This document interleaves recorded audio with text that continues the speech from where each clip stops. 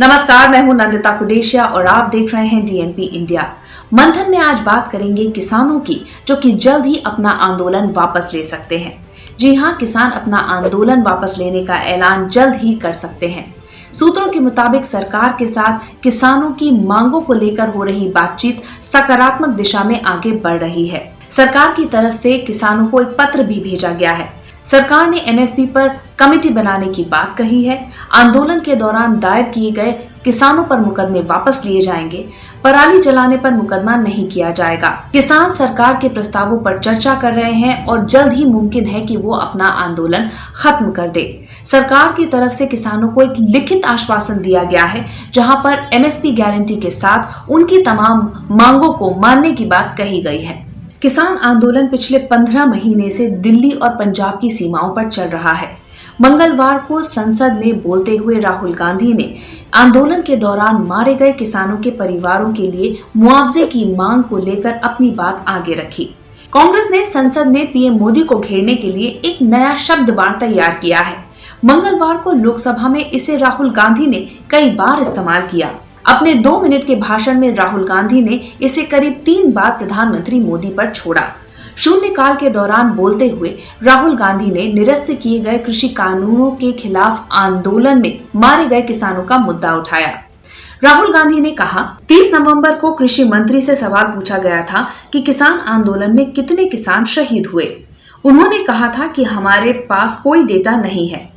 हमने पता लगाया कि पंजाब की सरकार ने करीब 400 किसानों को 5 लाख का मुआवजा दिया है। इसके अलावा 152 किसानों को रोजगार दिया गया है।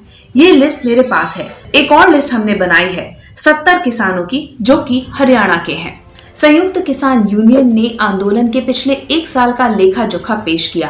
कीर्ति किसान यूनियन पंजाब के नेता रविंद्र सिंह ने बताया कि 29 नवंबर 2021 तक मोर्चे को देश विदेश से 6,35,83,940 रुपए का चंदा मिला। सबसे ज्यादा चंदा एनआरआईज ने दिया। 5,39,83,940 रुपए खर्च हो गए। 96 लाख बचे हैं। सबसे ज्यादा 81,47,000 रुपए स्टेज लाइट एंड साउंड में खर्च हुए। पानी पर 17,95,000 रुपए खर्च हुए। पिछले साल सरकार द्वारा 3 कृषि कानून बनाए जाने के बाद से ही किसानों के आंदोलन की शुरुआत हुई।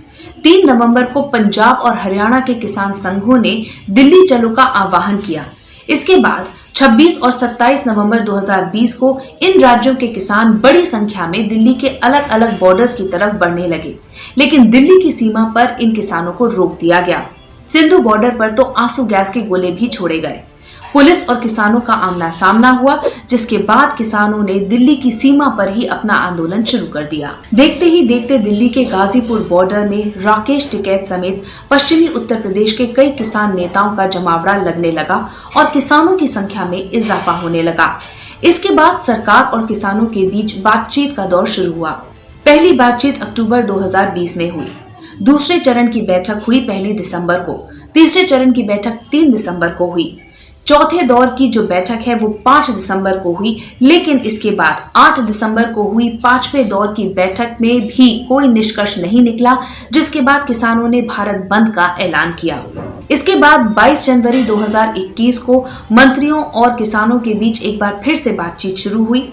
किसानों और सरकार के बीच में बातचीत के बीच में ही किसानों ने 26 जनवरी को एक रैली निकालने का ऐलान किया। फिर 26 जनवरी 2021 को दिल्ली के लाल किले और आईटीओ के अलावा दिल्ली के कई और इलाकों में हुई हिंसा पूरी दुनिया ने देखी। इस दौरान लाल किले पर धार्मिक झंडा फहराया गया, जिसे लेकर काफी विवाद हुआ। 26 जनवरी को हुई हिंसा के बाद ऐसा लग रहा था कि किसान आंदोलन शायद खत्म हो जाएगा।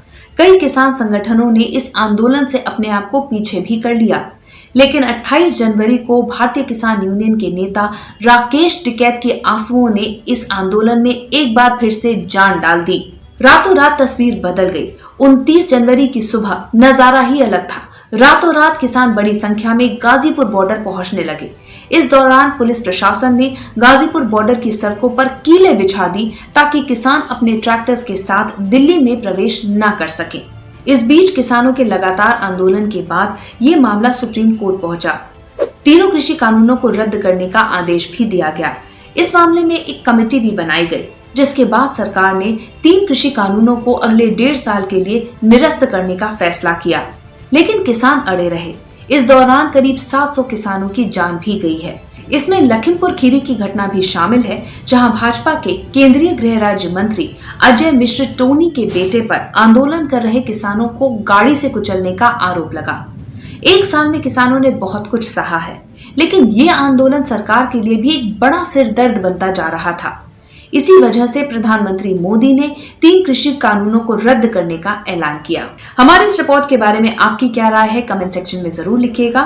साथ ही अब तक अगर आपने हमारा चैनल सब्सक्राइब नहीं किया तो जल्द ही इसे सब्सक्राइब, लाइक और शेयर कीजिए। नमस्कार।